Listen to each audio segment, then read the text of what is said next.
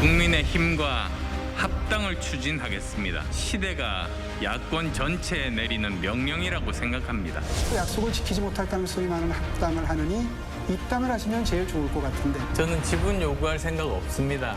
국민의당과 국민의힘 두 정당의 통합을 위한 노력이 여기에서 멈추게 되었음을 매우 안타까운 마음으로 말씀드립니다.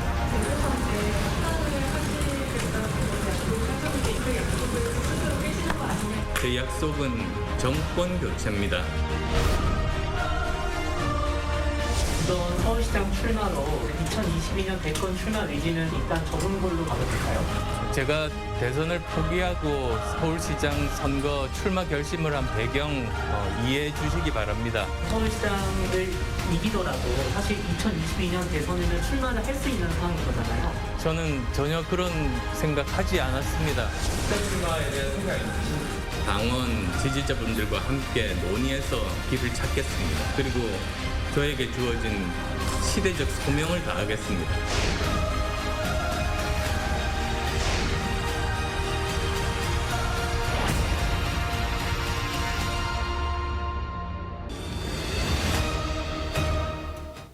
야권 빅텐트의 마지막 퍼즐이었던 국민의힘, 국민의당 합당이 결국 무산이 됐습니다. 안철수 대표가 어제 공식적으로 합당 결렬 선언했습니다. 네, 향후 대선 구도가 한층 더 복잡해질 전망인데요. 두 분과 함께 자세히 짚어보도록 하겠습니다. 홍성걸 국민대 교수, 최진 대통령 리더십 연구원장 함께합니다. 네, 안녕하십니까. 반갑습니다. 자, 좀 전에 영상 보셨지만요. 4.7 재보궐선거 때부터 안철수 대표 야권 후보 단일화 승패 관계없이 합당하겠다. 그리고 내년에 있을 대통령 선거 출마하지 않겠다 이렇게 얘기를 했습니다. 협상 내내 사실은 대표 간에 삐그덕거리는 건 계속 있었지만 안철수 대표 입장에서는 당원 당규를 바꾸지 않는 다음에는 대선에서도 출마하지 못하는 상황 아닙니까? 그럼에도 불구하고 협상 결렬 선언한 이유는 뭔가요? 안철수 대표가 얘기는 협상을 하는 과정에서 그야말로 작은 정당인 국민의당이 거대 야당인 국민의힘에 흡수 통합되는 상황이더라. 정확히 얘기하면 작은 정당 하나 없애는 식의 통합이라고 표현을 했습니다. 사실상의 흡수 통합이라는 게 그런 의미니까요.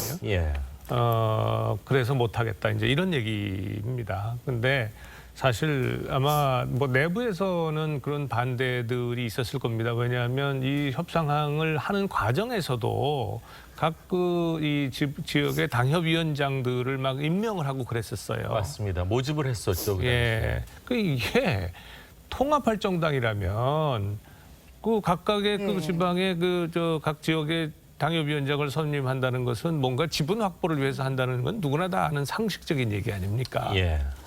마치 부동산 정책 어떤 게 나온다, 여기 개발된다 하니까 사람들이 외지에서 전부 와가지고 지분 쪼개기 해가지고서 그냥 가건물 세우는 거하고 똑같은 거 아니에요?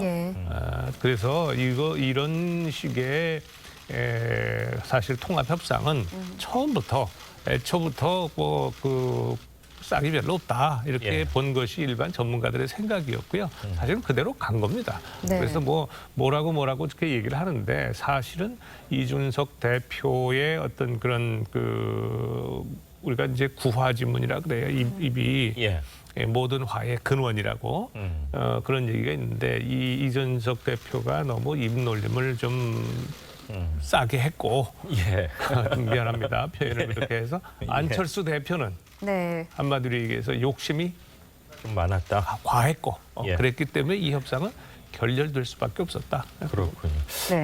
지금 입이 싸다는 표현을 하셨는데 이제 사실 입이 가볍다. 미안합니다. 어르신들이 봤을 때는 이제 젊은 층이기 때문에 또 그렇게 볼 수도 있지만 또 젊은 층 입장에서는 속 시원하게 말을 잘한다.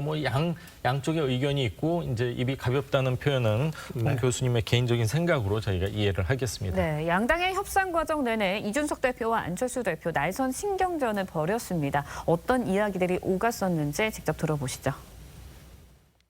이제는 답해 주셨으면 합니다. 합당에 대해 예스입니까? 노입니까? 그 2차 대전 때 일본이 예스까 노까 이렇게 말했던 거죠. 항복할래 말래. 그건 역사적으로는 그런 뜻이 있어서요. 설마 그런 의도로 했을까? 국민의힘 경선 버스에 마지막으로 안철수 대표가 타야 한다고 보세요? 뭐 승객이 뭐 이렇게 말이 많아가지고 뭐 버스가 혁신하면 타겠다. 버스 기사가 나 기분 나쁘게 쳐다본다. 뭐 이런 것도 안 타겠다 이래버리면요. 그냥 문 닫고 가는 거죠. 그 요란한 승객들 태우고 가야 됩니까? 시원시원하긴 네. 하지만 사실 듣는 사람 입장에서는 굉장히 좀 속이 상할 수도 있는 그런 단어, 그런 이제 홍 교수님이 말씀하신 이제 모든 화의 근원이 입에서 시작된다. 그런 얘기를 들을 수도 있을 법한, 평론가 할 때는 아주 굉장히 잘했던, 그리고 아주 명석하다 뭐 이런 얘기를 많이 들었었는데, 또 대표로서의 이제 말과 언행은 좀 달라야 되는데, 구원이라는 게 있지 않습니까? 예, 두 사람이 출마를 해서 안 됐었고, 그다음 또 안철수 대표가 2018년도 6.13 지방선거에 네. 출마하면서 공석이 된 그 노원병에 이준석 대표가 공천받는 과정에서도 사실 또 이런저런 잡음이 많았잖아요. 그것 때문에 처음부터 쉽지 않았다, 이런 평도 있는데 어떻게 생각하십니까? 저도 뭐 동의합니다. 그러니까 정치인들 사이의 관계를 분석을 하려면 반드시 들여다봐야 될 게 바로 구연입니다. 구원. 아주 오래된 악연인데요. 두 사람이 정말 오래된 악연이죠. 근데 과거에는 안철수 대표가 상당히 우월적인 위치에 있었습니다. 선거에서 이겼고 예. 또 공천 과정에서 상당히 주도권을 쥐고 있었는데 지금 입장 처지가 바뀌었죠. 그렇네요. 예, 지금 오히려 이준석 대표가 이제 우월한 입장이 있었기 때문에 과거에 본인이 불리하고 힘들었을 때에 대한 그런 악연이나 감정이 왜 이 사람이기 때문에 없지 않겠습니까? 근데 이제 이게 상당히 좀 과도하게 밖으로 좀 표출이 되고 있는 상태인 거죠. 그리고 아까 전에 말씀드렸지만 요란한 버스다. 말하자면 안철수가 요란한 버스 승객 아니냐라고. 요란한 버스가 아니라 요란한 승객이라고 그랬죠. 버스의 승객으로 볼 수도 있고, 그리고 또 그 전에 얘기했던 뭐 예스가 노가 합당하려면 빠르게 노냐 예스자 대답해라라고 다그치고 마는 식으로 하기 때문에 그렇지 않아도 구원이 있었던 데다가 이제 또다시 그야말로 본인 안철수 입장에서는 지지도 5% 안팎으로 마저 입장 처지도 난처한 상황에서 원 오브 댐으로 보내죠. 많은 사람 중 한 명으로 그것도 마치 백기 들고 투항하는 것 같은 모양새를 갖고 있기 때문에 아마 안철수 대표 입장에서는 이를 악물고 합당 불가를 선언한 것이라고 봅니다. 구원과 상황과 여러 가지 가지고 뒤섞여서 결국은 이를 악물고 후일을 도모하면서 합당 불가를 선언한 거라고 봅니다. 네, 일단 국민의힘 입장에서는 이른바 8월 말 뭐 경선버스 출발 롤이라든지 뭐 야권 빅텍트 구상에는 삐걱거리는 모습을 보이게 됐습니다. 여권 입장에서는요, 이런 사태가 반사이익을 얻을 수 있는 유리한 구조일까요? 어떻게 보시나요?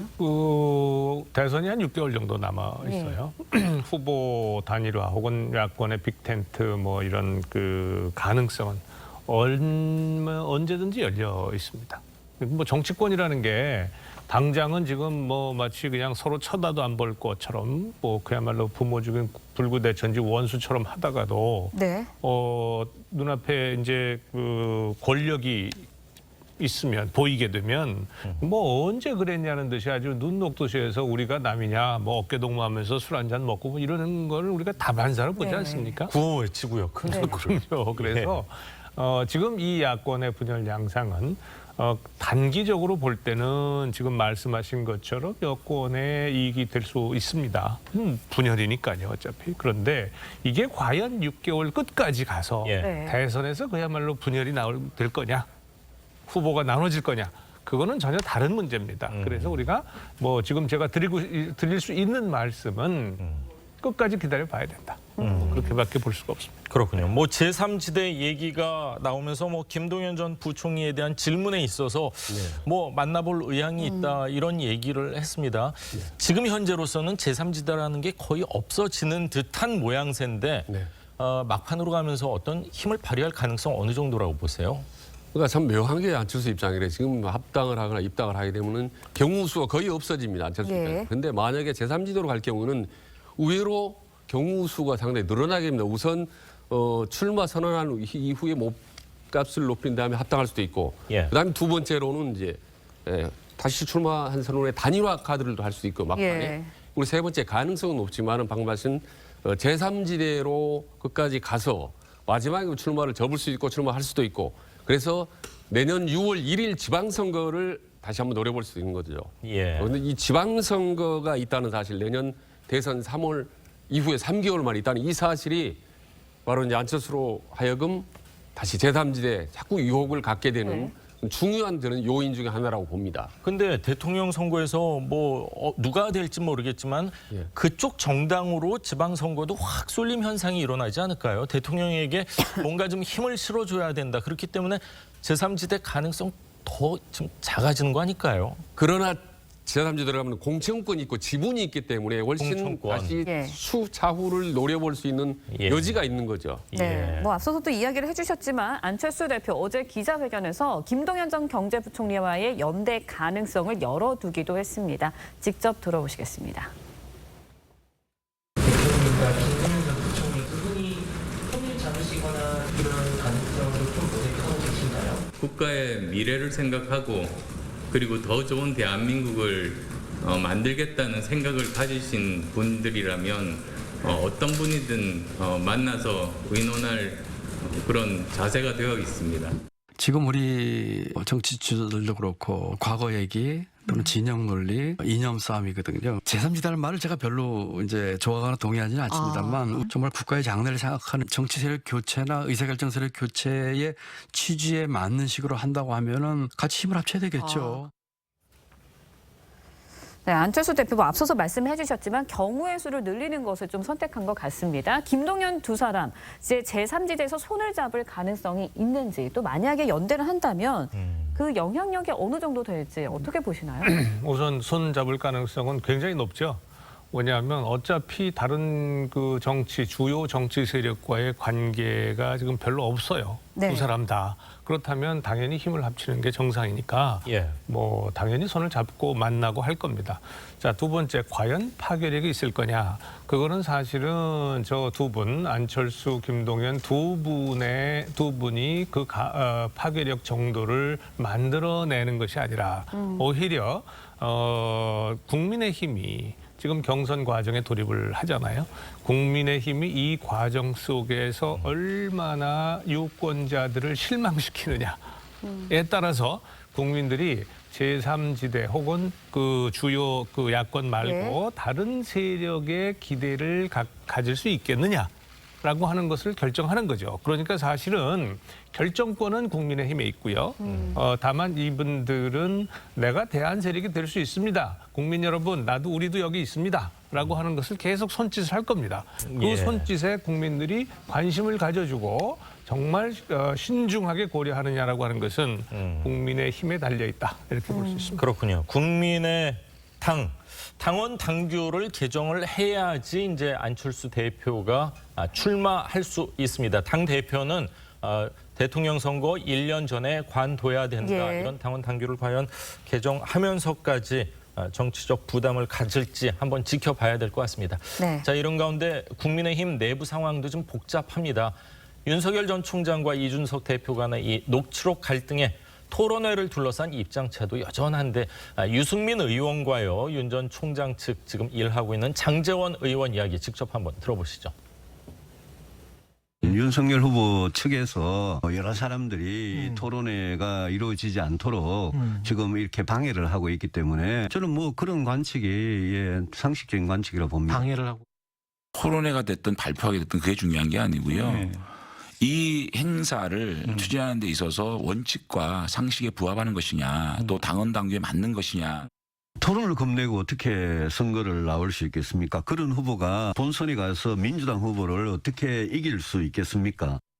1위 후보가 이 야권의 경선판을 어쨌든 이끌어가고 있는 후보에 대한 그런 공격이라고 보는데요. 경선 과정에서 완팀이 돼야 되지 않겠습니까? 네, 이 경준이 주관으로 18일에 열릴 예정이었던 토론회 놓고 윤 전 총장 측과 갈등이 있었습니다.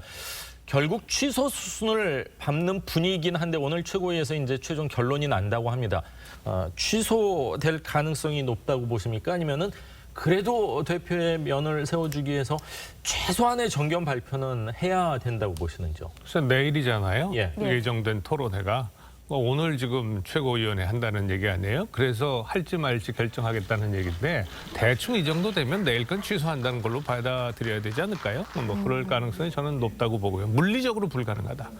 그다음에 논리적으로 볼 때도 경선준비위원회라고 하는 것과 선거관리위원회는 완전히 다른 겁니다. 그런데 경선준비위원회라고 하는 것은 경선은 어떤 과정과 어떠한 일정을 가지고 이걸 진행할 거냐, 어떻게 진행할 거냐라고 하는 것을 안을 만들어서 최고위원회에서 확정을 하면 바로 이 선거관리위원회가 도입이 돼가지고 이 모든 과정은 선관위가 주관하도록 돼 있습니다. 그게 상식인 거죠, 사실은.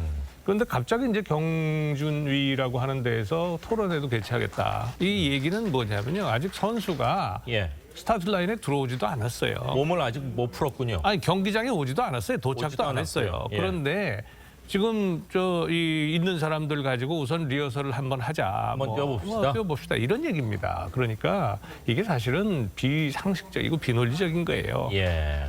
대표라 하더라도 물론 대표의 체면도 있고 참 그 리더십도 있고 그렇죠. 그러나 상식에 맞지 않는 일을 하면 그러면 반발이 클 수밖에 없는 겁니다. 그러니까 이거는 아주 뭐 단호하게 뭐 밀어붙이려면 끝까지 밀어붙이든가 아니면 이거는 뭐 상식에 맞지 않고 이게 소위 그 상식이라는 건 사회적 통념, 일반 국민의 보편적 생각에 일치하느냐 일치하느냐 하지 않느냐 이걸 가지고 이것에 대한 대표의 어떤 그런 그 태도가 앞으로 국민의힘에 대한 유권자의 지지를 어떻게 할 거냐. 지금 핵심은 그거잖아요. 그렇네요. 국민의힘이 어떻게 지지를 받아서 후보 경선 과정을 잘 이끌어가느냐라고 하는 것이니까 거기에 맞춰서 하면 될 겁니다. 토론회뿐만 아니라 선관위원장 인선 문제가 또 다른 갈등의 요인으로도 작용을 하고 있습니다.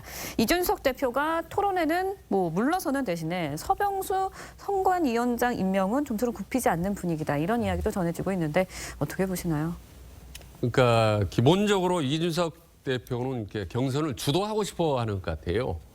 자기 구도대로 한번 멋있게 잘 해보겠다는 의욕이 펄펄 넘치는 것 같아요. 근데 다른 사람들 이제 반대하는 사람들이 이제 관리만 하라는 뭐 이런 거 아니겠습니까? 뒤로 좀 빠져 있어라. 그렇습니다. 앞에 좀 나서지 마라 이거죠. 김병준 비대위원장도 관리만 하는 거지 너무 이렇게 심한 오버를 하면 안 된다라고 얘기를 하는 건데 사실 뭐 상당히 아이디어가 많은 또 방송 경험이 많은 이준석 입장에서는 흥행 효과를 극대화하기 위해서 이제 주도를 할 수도 있다고 봅니다. 다만 이게 이제 유승민이나 홍준표 또 다른 후보를 밀려고 하는 거 아니냐, 염두에 두는 거 아니냐, 윤석열을 자꾸 배제하려고 하느냐 이런 의혹을 받기 때문에 여기서 문제가 생기는 거거든요.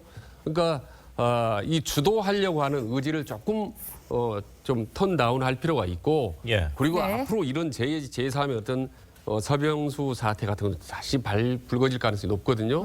그래서 상당히 그 중립성 이 부분을 이준석 대표가 말 한마디 행동 하나 안 할 때 앞으로 상당히 중립적인 이 부분을 적극적으로 보여주지 않으면 상당히 당내 분란이 좀 확대될 수도 있다 걱정이 되는 겁니다. 네, 알겠습니다. 여당 이야기도 해보도록 하겠습니다. 이재명 경기지사가 음식평론가 황교익 씨를 경기관광공사 사장에 내정한 것을 두고 이 지사 측과 이낙연 전 대표 측의 신경전이 계속되고 있습니다. 관련 목소리 듣고 이야기 이어가겠습니다.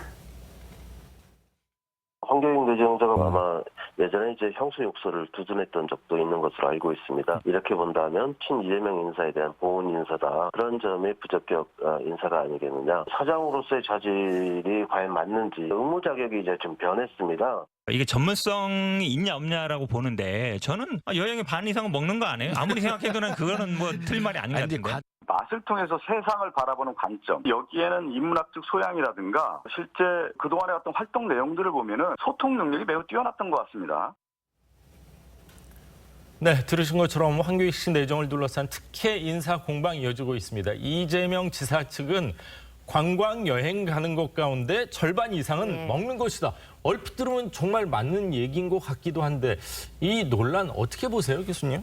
그 국민들은 아마 저 논란 보면서 웃을 겁니다. 미소는 짓게 됩니다. 아니까지는 어쩔지 모르겠고요. 아니 그런 미소가 아니라 이 갖다 붙이는 그 능력에 대해서 꿈보다 해몽이 좋은 건가요? 아니 두둔하려고 하니까 저런 아주 궤변도 나오는 거 아니겠어요? 예. 아니 먹는 거 중요하지요. 먹으러 갑니까? 먹으러 가는 여행도 있어요.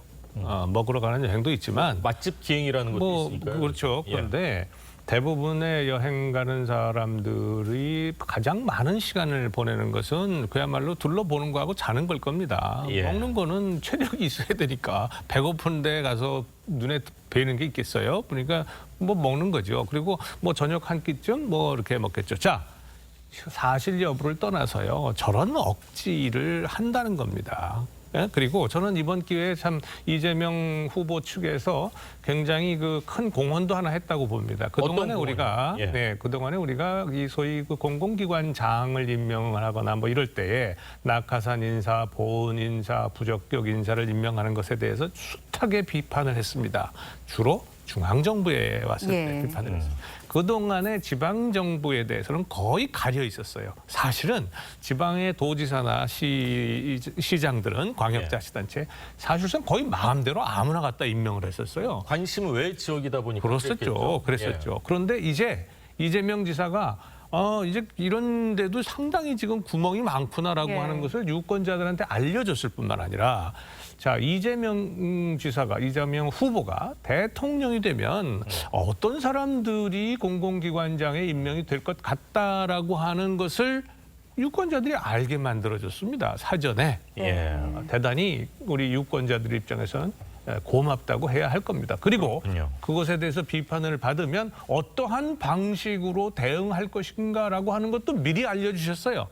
감사하기 이를 데 없습니다. 그렇군요. 과거에는 뭐 아무나 막 이제 좀 안 쳤다 이런 취재 말씀을 하셨는데 거기에도 물론 다 관련 법규가 있는데 그거를 이제 뭐 좀 뭐라고 그럴까요? 지금도요. 구렁이가 이제 담 넘어가듯이 이렇게 구렁이 정도가 의회에 또 요즘은 뭐 다 동의를 공공관리위원 공공기관 관리위원회도 있고요. 중앙정부에 그 기획재정부안에 또 임추위라고 해서 임원추천위원회 구성해가지고 다 형식적으로는 다 밟습니다. 그런데 그 임원추천위원회 구성 자체를 자기들과 생각 똑같은 사람들, 뭐 마음대로 할 수 있는 사람으로 임명을 하면 그 무슨 의미가 있습니까? 지금 사실은 그렇게 해서 시간과 국고가 낭비가 되고 아주 그 참 아까운 국민의 혈세가 낭비가 되는 것이 보통이 아닙니다. 최소한 30-40%가 공공기관장의 30-40%는 바로 이러한 보훈 인사 뭐 많지 않습니까? 그동안에 코드 인사 그런 낙하산 인사 적어도 30-40%입니다. 그렇군요. 많은 언론에서 이제 뭐 캠코더 인사다 이런 얘기를 하고 있습니다만 이제 면면을 보면은 또 능력 있는 분들도 사실 발탁되는 경우도 있고 지금처럼 좀 문제가 되는 경우도 있는데 이제 대통령이 임명하면 사실 큰 자리이기 때문에 그게 눈에 확 띄지만 지사들이 하는 그 자리는 좀 눈에 띄지 않고 지사들 의중이 더 많이 반영됐다는 취지로 저희는 좀 이해를 하도록 하겠습니다. 이렇게 논란이 일자 취재진이 아무래도 기자들이 황교익 씨 내정에 대한 생각을 이재명 지사에게 물었습니다. 그러다 이재명 지사 아니요 라면서 답변을 피했습니다. 묻지 말라 이거죠. 이 지사가 이제 이번 대선에서 공정을 내세우는 만큼 이런 해명에 대해서는 적극적으로 나서기를 기대하는 모습도 있거든요. 난처하겠죠. 저는 무슨 해명을 하더라도 저는 비판을 받을 수 있다고 봅니다. 근데 아주 정치 감각이 아주 빠른 이재명 지사가 과연 황교익 씨를 내정했을 때 반발이 얼마나 클지를 예상하지 못했을까? 저는 아니라고 봅니다. 충분히 예상했다고 봅니다. 그럼에도 불구하고 내정을 강행한 배경은 뭘까라고 보는데 저는 이제 단순히 보훈 인사만이라고는 보지는 않고요. 보니까 아까 이재명 쪽 캠프 사람이 얘기를 하는 거 보니까 무슨 소통 능력을 많이 얘기하는데 황교익 씨가 단순히 그 맛 전문가가 아니라 상당히 좀 진보 지역 내에 인맥이 좀 높습니다. 그래서 앞으로 이후 경선이라든지 본선거까지를 예상한 어떻게 보면 그 선거 인사, 정치 인사라고 보는 거죠, 상당히. 그래서 또 거기다가 또 친문 컴플렉스가 있는 또 이재명 지사 입장에서는 친문 쪽하고도 상당히 또 인연이 많고 인맥이 넓은 황교익 씨를 임명을 강요하는 것이 실보다 득이 더 많겠다고 판단을 하겠죠. 근데 또 친문하고 관계가 좋은 것도 아닙니다. 사실은 황교익 씨가. 또 묘한 카드를 하나 집어들었는데 저거는 과거 어떤 욕설 파문이나 뭐 여러 가지 뭐 바지 파문이나 이런 걸 떠나서 가장 큰 저는 악재라고 봅니다. 그렇군요. 모두 발목을 잡을 가능성이 있다고 봅니다. 말씀이 만약에 그 이재명 후보가 그것이 의도라면 그런 소통 능력이나 기타 등등 뭐 이런 것 때문에 선거에서 이익을 보기 위해서 임명을 한 것이라면 저건 선거법 위반이나 마찬가지예요. 아니 맛집공사라고 그랬던가? 경기관광공사. 그 하여간 거기가 공공기관입니다. 공공기관의 장이 선거운동을 하고 특정 후보 지지하고 해달라는 거 아닙니까? 그것도 임기를 지금 불과 몇 년도 아니고 몇 달? 사실은 12월 이전에 그 퇴직을 하면 지금 몇 달 남았습니까? 그렇네요. 이런 사람이 임기 3년의 공공기관의 장을 갖다가 집어 넣으면서 내 선거를 도와라? 이건 대단히 공정하지 않은 처사죠. 그 공정에 그래서 이재명 후보의 이번 인사를 통해서 나타난 그것을 보면 그 공정의 공짜가 빌공짜가 아닌가 싶어요. 그렇군요. 그래서 이제 도청 캠프라는 얘기가 계속 나오고 있는 거 그러니까요. SH공사 서울 그 SH공사 얘기를 잠깐 해보겠습니다. 오세훈 시장이 김연아 전 의원을 임명을 했었는데 청문회까지 잘 열리고 하다 보니까 어떻게 집이 네 채라는 게 밝혀지면서 세대 간의 어떤 그 이득을 좀 본 것 같다 이런 얘기를 하면서 자진 사퇴를 했거든요. 황교익 씨 관련해서는 자진 사퇴 가능성이 있어 보입니까? 전혀 없어 보입니까? 저는 전혀 없다고 봅니다. 전혀 없습니까? 네. 여태까지 그런 그 여당 측 혹은 민주당 측에서 자진 사퇴한 사람이 있었어요? 어떻게 보시나요?